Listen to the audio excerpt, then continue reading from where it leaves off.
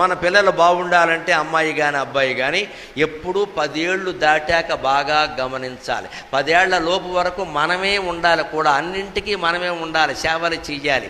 10 ఏళ్ళ తర్వాత సహజంగానే వాళ్ళు దూరం అవుతారు, తట్టుకోవాలి, పర్వాలేదు. కానీ ఎవరితో స్నేహం చేస్తున్నారో చూడాలి. క్రూరాప్తి చే శీలము, దుర్మార్గుడైన వాళ్ళతో ఒక్కసారి స్నేహం చేశారంటే మన వాళ్ళ శీలం చెడిపోయినట్టే లెక్క. నువ్వు వేరే అక్కల, నీ ఫ్రెండ్ ఎవరో చెప్పు, నీ సంగతి నేను చెప్తా అన్నాడు.